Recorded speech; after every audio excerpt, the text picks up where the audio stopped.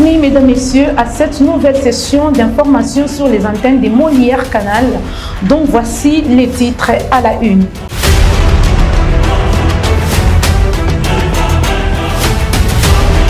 Au sommaire de ce journal, enfin, la force régionale de l'EAC vient de présenter un plan de reconnaissance et d'aménagement du site de précantonnement des combattants M23 à Rumangabo. C'est le commandant de cette force qui a fait cette annonce à Goma. L'opposition est dans sa mission de discréditer le processus électoral en RDC et aussi la réaction du ministre de Communication en réponse au point de presse de Martin Fayoulou.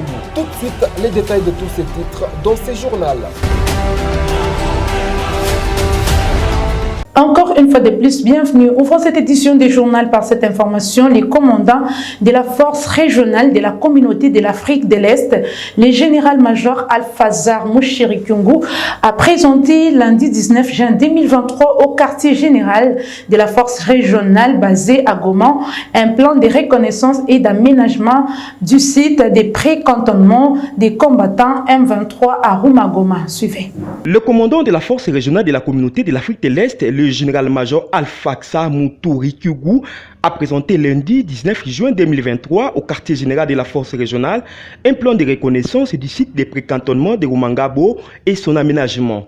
En présence de ses deux adjoints, les généraux de brigade Kaputa Kasenga Emmanuel et Grégoire Ndora Rigonia, respectivement chargés des opérations et renseignements et de l'administration et logistique.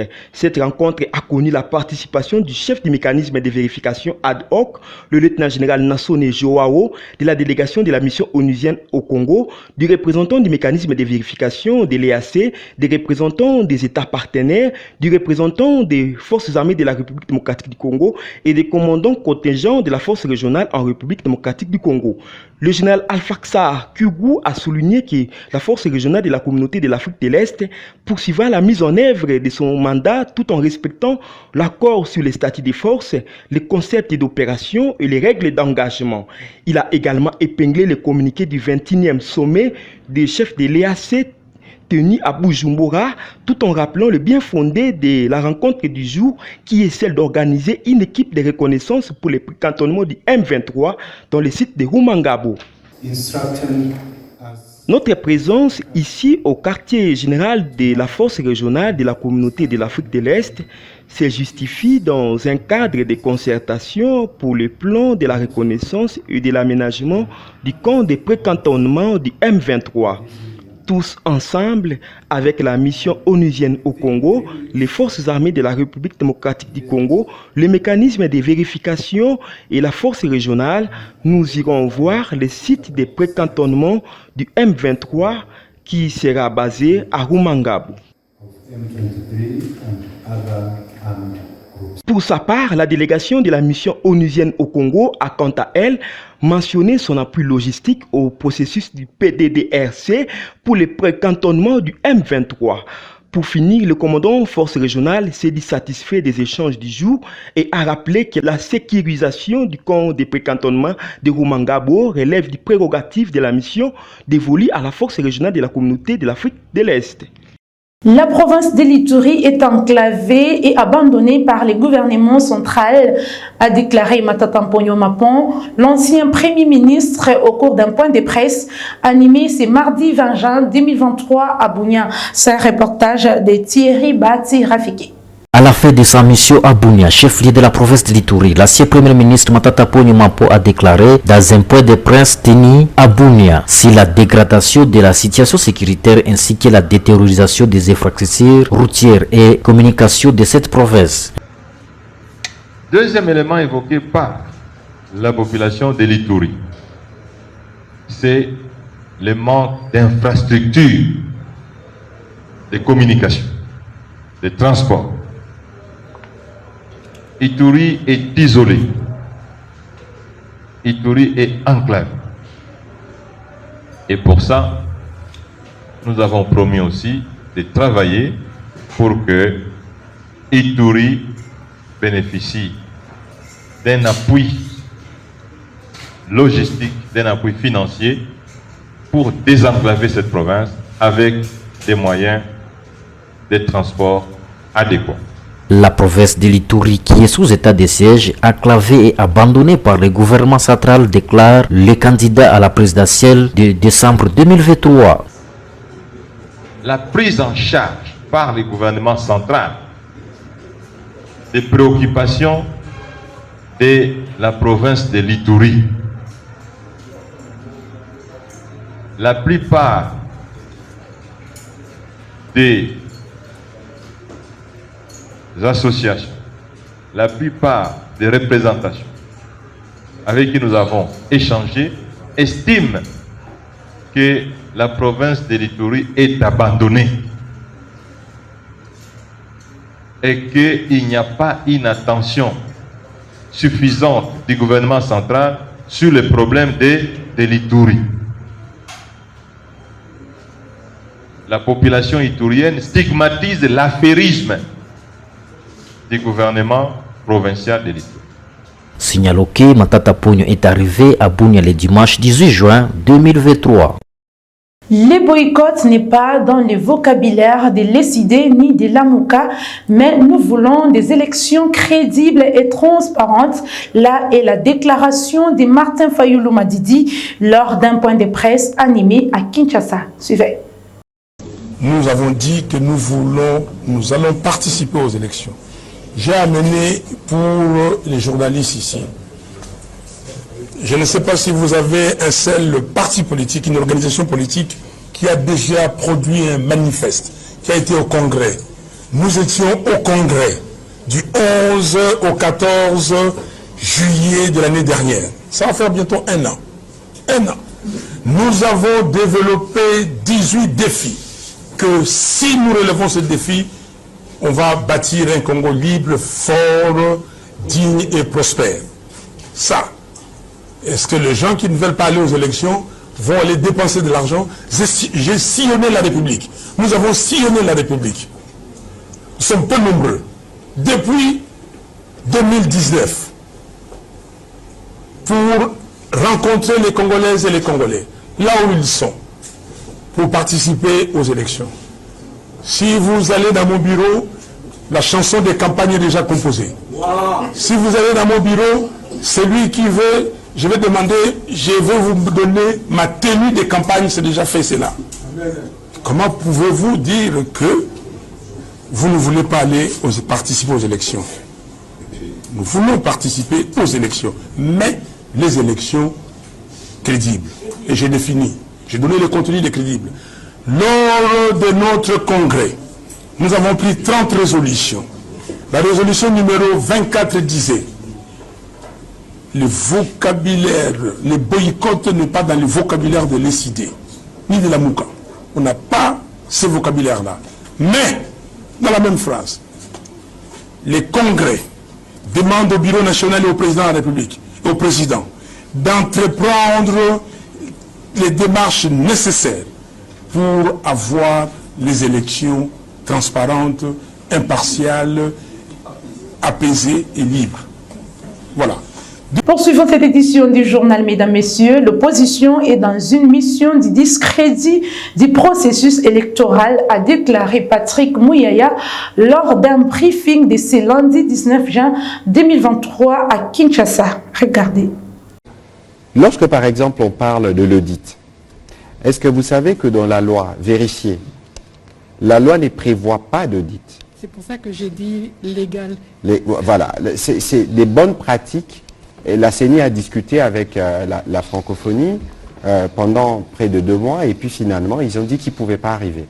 La CENI a recouru à une expertise nationale et internationale et après, on a dit qu'il y avait ceci ou cela. Mais regardez que nous avions des impératifs, des délais sur lesquels nous tenons et jusqu'à aujourd'hui, il n'y a plus aucun obstacle.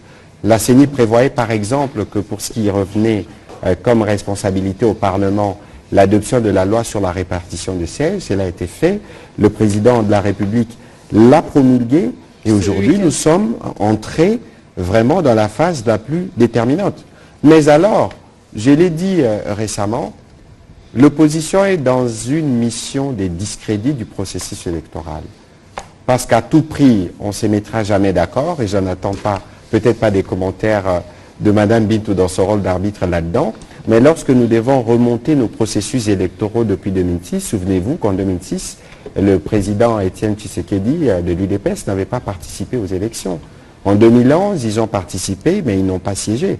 Et donc aujourd'hui, il faut qu'on sache l'essentiel, c'est qu'il faut qu'on ouvre un espace pour un débat démocratique. Et dans les débats démocratiques, il n'y a pas de place pour la violence. Et il ne faut pas éviter les débats en allant dans des schémas pour dire, bon, il n'y a pas de fichier ceci, alors que nous savons qu'à la fin, vous serez là.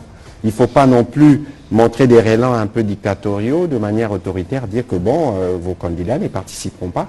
Et j'ai cru voir un tweet, d'ailleurs, tout à l'heure, qui disait le contraire d'un membre d'opposition aussi. Et donc, pour nous, nous sommes prêts à débattre du fond des problèmes des Congolais. Nous pensons que notre projet est le meilleur.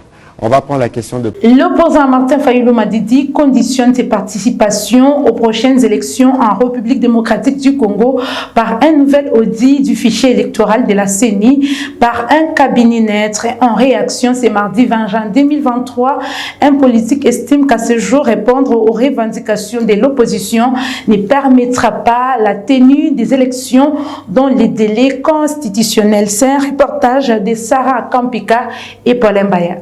Dans son point de presse du lundi 19 juin tenu à Kinshasa, Martin Fayulu a conditionné sa participation aux prochaines élections en RDC par la réflexion et l'audit du fichier électoral par un cabinet neutre. En réaction, un expert en matière électorale affirme qu'il est difficile à ce stade de répondre aux revendications de l'opposition et respecter le délai constitutionnel.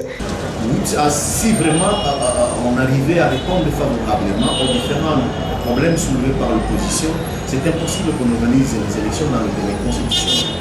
Parce qu'on ne peut pas organiser, à moins qu'on dise qu'on organise seulement l'élection du président de la République, où là on peut auditer le fichier électoral et puis on arrive à organiser l'élection du président de la République le 20 décembre. Mais si on tient à organiser des élections comme c'était prévu, et donc si on acceptait à ce que le fichier puisse être audité, c'est-à-dire qu'on puisse accéder aux différentes demandes posées par différentes exigences soulevées par l'opposition, ça sera impossible d'organiser des élections dans le délai constitutionnel. Ce dernier préconise des concessions entre opposition et pouvoir en place afin d'aboutir à des élections apaisées. Pour qu'une élection puisse être apaisée, ça dépend de beaucoup de préalables. Parmi les préalables, c'est qu'il faut d'abord qu'il y ait un certain consensus autour de la manière dont les élections sont organisées. Et d'ailleurs, en commençant effectivement même par l'organe qui est chargé d'organiser des élections. Et donc pour les autres aussi, par exemple, qui sont du côté de l'opposition, c'est vrai, ils sont aussi appelés à d'une certaine mesure à avoir aussi la concession, parce que les choses ne pourront pas absolument se passer comme ils veulent que ça se passe. Donc, pour l'opposition, il faut une certaine concession. Mais tandis que pour le pouvoir, il faut les inviter autour d'une table et les écouter. Signalons que cette sortie médiatique de Martin Fayulu a été précédée par plusieurs autres manifestations de l'opposition en contestation du processus électoral tel qu'organisé par la CENI. Et le secrétaire général de l'UDPS, Augustin Kabouya, a tenu un meeting le 19 juin 2023 dans la ville-province de Kinshasa après avoir passé quelques jours à l'extérieur du pays. La situation politique de l'air au centre de cette rencontre avec les militants de l'UDPS. Reportage.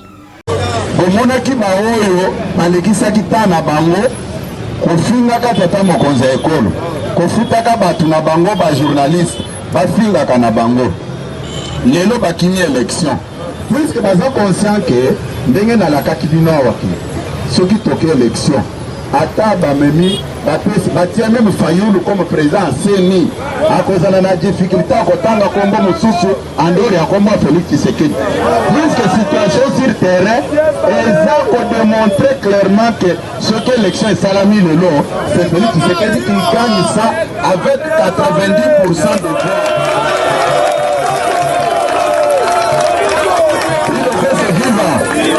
Nalobi boye situation sur terrain lelo ata bazwi Katumbi balobi Denis Kadji Malongwa yo Katumbi zala président CENI tokei maponomi bakozana na difficulté akotanga kombo mosusu andehoro kombo ya Félix Tshisekedi yango mononi bakomi koloba tokokende te kotuna bango banda makambo ebanda nango batravaya wapi bolashe te biso kaka maponomi tokani bokontinue kaka sur terrain mpona komobilize base ya parti soki élection eza lobi biso toganye yango haut la main.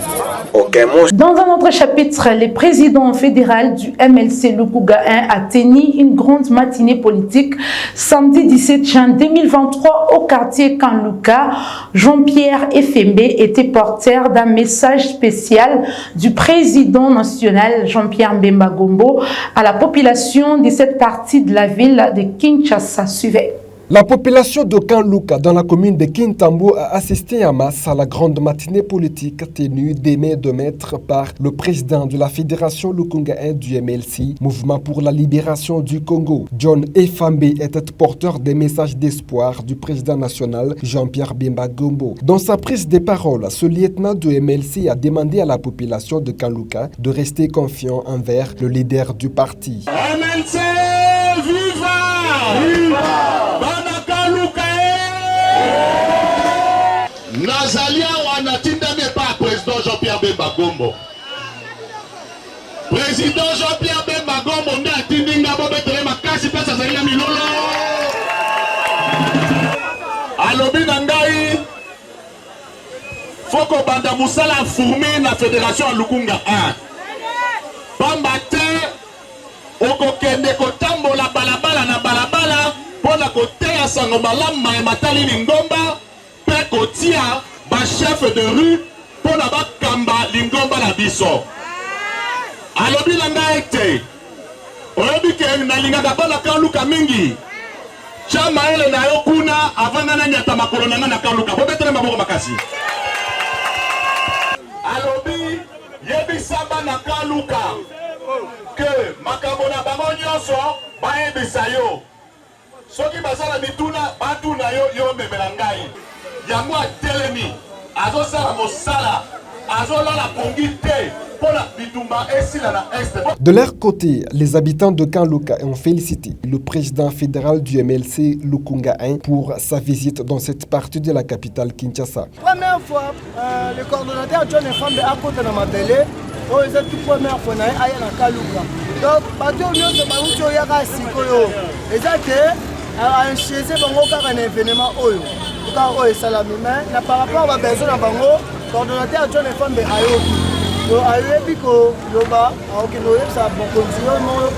président de la libération a besoin de papa aye na tournoi projet premier projet aye nango ya prospérité alobi boye biso no tozaboye na Kanluka tokomi na souffrance makasi mai pasi courant pasi ne tozaboye papa aye papa Efambe aye alobi prospérité pourquoi parce que akoma mpe papa GP Bemba ayoka mpe pasi na biso ezaboye courant ezate na Kanluka biso mai totoma na source na se na quartier 5 papa na miti oyo papa Efambe asala biso volonté poto zope volonté ya bimza bakade la terre na biso poto voter. Signalons que cette matinée politique s'est déroulée dans une ambiance de fête. Aucun incident n'a été enregistré tout au long du parcours. Elles s'occupent de la population les plus démunies. Ce sont des braves dames. Elles sont aux côtés de nos présidents dans des moments difficiles comme heureux. Ce sont là les déclarations de la gouverneure des lois là-bas à Kinshasa à l'issue des activités commémoratives du 20e anniversaire de l'organisation de Première Dame d'Afrique. Les détails, c'est dans cet élément des reportages. La République démocratique du Congo a abrité les activités liées au 20e anniversaire de l'Organisation des Premières Dames d'Afrique pour le développement, l'OPEDAD. Sous les auspices de Denise Nyakeruchi Sekedi, cette célébration s'est déroulée à Kinshasa sur 2 sites, à savoir le Palais du Peuple et l'Académie des Beaux-Arts, du 16 au 18 juin 2023. Pour l'épouse du président de la RDC, la tenue de ces assises au Congo-Kinshasa, où se trouve la gâchette de l'Afrique, témoigne la grandeur de l'OPEDAD dans les prochaines années. Ainsi, en tirant sur la gâchette de l'Afrique qu'est la RDC, que l'OPEDAD se propulse vers un avenir radieux à la hauteur de ses ambitions. La conférence de ce jour est l'occasion unique de dresser en toute franchise le bilan des 2 dernières décennies d'action au bénéfice de la population du continent et de se projeter vers les 20 prochaines années avec beaucoup plus de sérénité, de courage et d'abnégation, avec le sens élevé de l'urgence et de la responsabilité. Nous, Première Dame d'Afrique, que le destin a permis d'être présente à ces moments charnières de notre organisation, avons la lourde tâche de pérenniser l'œuvre et de poser à notre tour les fondements d'une date ambitieuse et qui a surtout des moyens de ses ambitions. À vous et tous les membres de délégation qui vous accompagnent, c'est un honneur de vous avoir. Revenez quand vous voulez. Ici, c'est chez vous. Le président de la République démocratique du Congo a salué le rôle considérable que les premières dames africaines jouent auprès de leurs partenaires chefs d'État dans la prise de décisions pour l'intérêt de leur population. Félix-Antoine Tshisekedi Tshilombo a convié l'assistance à observer une minute de silence en faveur des femmes et des enfants victimes des guerres d'agression à répétition dans la partie est du pays depuis près de 3 décennies maintenant. Ces dames qui sont nos partenaires au quotidien et qui vivent avec nous les émotions qui nous traversent l'esprit, le corps, les décisions parfois que nous devons prendre, elles les vivent, quelquefois elles les influencent. Et je voudrais rendre hommage à ces dames parce qu'elles font un travail admirable. Permettez-moi de vous prier, de vous lever et d'observer un moment de recueillement pour ces femmes et ces jeunes filles, particulièrement celles de l'Est de la République démocratique du Congo, qui vivent un drame depuis maintenant près de 30 ans, victimes de cette guerre d'agression injuste et barbare nous imposée par un voisin. L'OPEDAD a pour objectif d'apporter une contribution significative à la santé et au bien-être des enfants, des jeunes et des femmes en Afrique. Étant l'une des partenaires de l'Organisation des Premières Dames d'Afrique pour le développement, la province du Lualaba a été valablement représentée par une forte délégation avec la gouverneure de province en tête. Marie-Thérèse Masuka Saini a félicité toutes les Premières Dames d'Afrique, particulièrement la très distinguée Denise Nyakeru Tshisekedi pour l'organisation réussie. Elle s'occupe des populations les plus démunies. Ce sont des braves femmes. Elles sont aux côtés de nos présidents pendant les moments les plus difficiles comme les moments heureux, a confié la gouverneure Masuka à la presse juste après la clôture des activités avant de souhaiter les meilleurs à cette immense structure. Présentation lundi 19 juin 2023 du lot des wagons porte-conteneurs Pimpa Nef de la SNCC au président du conseil d'administration de cette entreprise ferroviaire en présence de plusieurs hauts cadres. C'est le directeur général de la SNCC, Fabien Moutom Kankato, qui a coordonné cette visite guidée. Johnny Ngala était de la partie. À peine réceptionné la totalité des 100 wagons porte-conteneurs tout neufs en provenance de la Chine, le DG de la SNCC, Fabien Moutom Kankato, a procédé ce lundi 19 juin 2023 dans la ville de Lubumbashi à la présentation de cette dotation qui émane du chef de l'État Félix Tshisekedi au président du conseil d'administration de la SNCC, Ladislas Umbalungange, accompagné des autres délégations venues de Kinshasa pour prendre part à cette cérémonie organisée à la gare centrale. Ce qui s'est passé, c'est une surprise, c'est une joie. Ce que nous venons de voir pratiquement ici, l'arrivée de 100 wagons achetés par l'organisation de cette entreprise SNCC. Ça fait longtemps que les entreprises du pays ici, les entreprises d'État que vous connaissez, ne sont pas arrivées à voir ce que nous venons de voir 100 wagons. Alors là, avec l'appui du gouvernement de la République, nous venons d'acheter 100 wagons. Les 100 wagons sont arrivés Et sur les 100 wagons qui sont arrivés à Lubumbashi, il y a 63 qui sont chargés et 20 sont en train de rouler. Ce qui est intéressant, vous allez dire, vous avez acheté 8 locomotives d'occasion. Oui, nous les avons achetées, mais nous avons 5 locomotives neuves. L'initiative personnelle du président de la République, c'est lui qui a donné cette initiative. C'est lui qui a donné les temps. Alors nous nous sommes exécutés. Et tout ce que nous sommes en train de faire, ce n'est pas l'affaire d'un individu. C'est l'affaire de toute une équipe.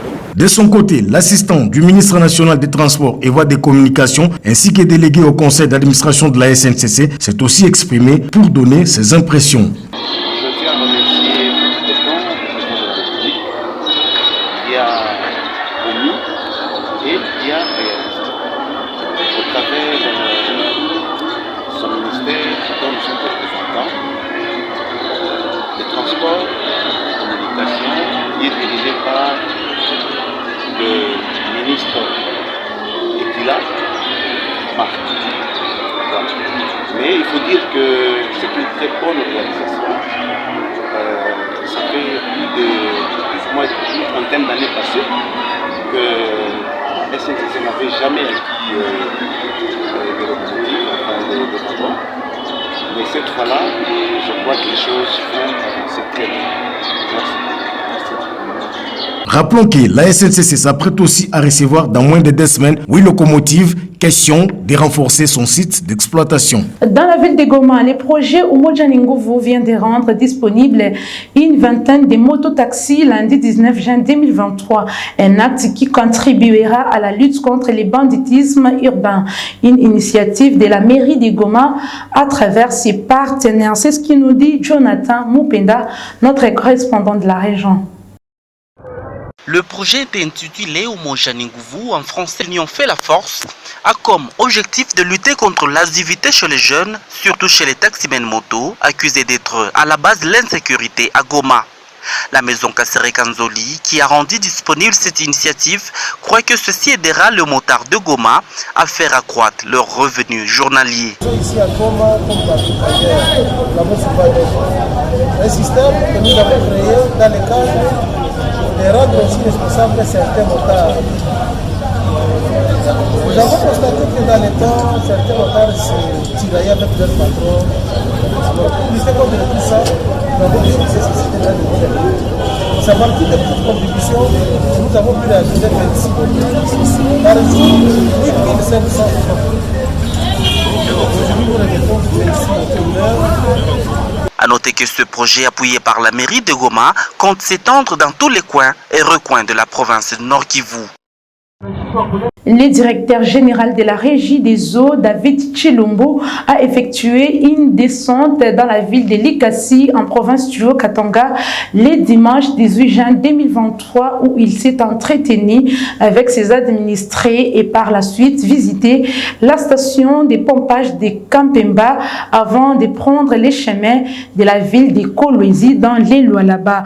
Eric Lutumba nous fait les points. Toujours à pied d'œuvre dans l'exercice de ses fonctions, le directeur général de la régie des eaux, David Chilumba, s'est rendu dans la ville du Lualaba le dimanche 18 juin 2023. Faisant escale dans la ville de Likasi, David Chilumba s'est entretenu avec ses administrés de ce coin pour leur exposer la nouvelle vision qu'il a pour l'entité qu'il dirige. Pendant son mandat, 12 piliers transformationnels feront la force de son plan d'action, parmi lesquels la transformation digitale sera un outil exceptionnel d'un avantage compétitif, a martelé le numéro 1 de cet établissement public congolais. Il n'y a pas d'économie aujourd'hui sans le digital. Il n'y a pas de compagnie aujourd'hui sans le digital. Il n'y a pas de croissance réelle aujourd'hui sans le digital.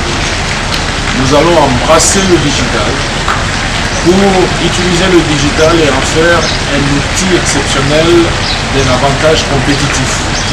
Comme vous le savez, la nouvelle loi sur l'eau ouvre le secteur de l'eau à des compétiteurs. Nous devons être à la pointe de la technologie pour que nous puissions donner le meilleur rendement, pour que nous puissions donner la meilleure expérience à nos clients. Il n'y a pas de raison qu'un client ne paye pas sa facture chez lui à la maison, dans le confort de son bureau, de son foyer, Ce sont des choses simples. Après avoir répondu avec satisfaction aux questions des agents, le directeur général de la régie des eaux a visité la station de pompage de Kampemba à Likasi avant de se rendre dans la ville de Kolwezi en province du Lualaba. À Kasumbalesa, l'une des agglomérations de la province du Haut-Katanga, il y a eu des échauffourées dimanche dernier provoquées par certains groupes de jeunes gens qui se sont révoltés contre la visite des évêques catholiques dans cette partie du pays. C'est un reportage de Bernard Ndomba dont nous avons prêté notre voix. Sans aucun motif valable, certains jeunes gens de la ville frontalière de Kasumbalesa se sont montrés très hostiles envers une délégation des évêques catholiques qui était partie de ses côtés pour une mission pastorale les dimanches 18 juin 2023 au sein des différentes paroisses du coin, et cela a paralysé toutes les activités de cette journée dominicale. En fait, le matin, on a catholique pour na kanisa mwa monene pour de pata information qui vient na kanisa inaingia à 11h. On a vu le militant de l'IDPS banakuya banafika pale banaanza kufanya makelele bon. On s'est approché de ça. Kufata pale tunakuta que banasema Moïse eko mu église mule. Alors il fallait bamubambe kama bamuchome bafanye nini. Ndio makelele ile uliona hapa pa Kasumbalesa. Tellement qu'on a suivi un peu les informations, on a trouvé que Moïse n'était même pas ici à Kasumbalesa, il n'était pas venu. La police, en tout cas, félicitations avec le maire de la ville, avec ce qu'il fait. Ils ont fait l'intervention, il n'y a pas de morts, il n'y a pas de blessés, ça a été bien passé. On a maîtrisé, on a libéré, voilà, c'est pourquoi vous voyez même la circulation a repris le mouvement. Sinon, la situation est devenue normale autour d'après-midi avec l'arrivée de la police nationale congolaise qui a réussi à maîtriser la situation malgré ces troubles à l'ordre public. Aucun dégât matériel n'a été enregistré, seulement quelques manifestants ont été interpellés par les agents de l'ordre. Et pour finir, l'humanité célèbre chaque 20 juin de l'année la journée mondiale des réfugiés. Les thèmes retenus cette année est l'espoir loin de chez soi. Retrouvez d'autres détails dans ces commentaires de Sarah Kampika. L'humanité célèbre chaque 20 juin de l'année la journée mondiale des réfugiés. Cette journée vise à rendre hommage aux personnes qui ont été forcées de fuir leur pays d'origine. Cette journée a été établie par les Nations Unies afin d'attirer l'attention du public sur la vie des réfugiés à travers le monde entier. Cette journée a été célébrée pour la première fois au niveau mondial le 20 juin 2001 afin de commémorer le 50e anniversaire de la Convention de 1951 relative au statut des réfugiés. Elle était initialement connue sous le nom de la Journée africaine des réfugiés afin que l'Assemblée générale des Nations Unies ne la déclare officiellement Journée internationale en décembre 2000. Le Haut Commissariat de l'ONU pour les réfugiés HCR avait publié le 19 juin 2019 son rapport annuel dans lequel il indiquait que le monde comptait fin 2018 un nombre record de 70,8 millions de déracinés ayant fui les guerres ou des persécutions. Il s'agissait d'un niveau jamais atteint depuis la création du HCR il y a 70 ans. Et voilà donc, c'est sur cette note que nous mettons un point à cette grande édition du journal.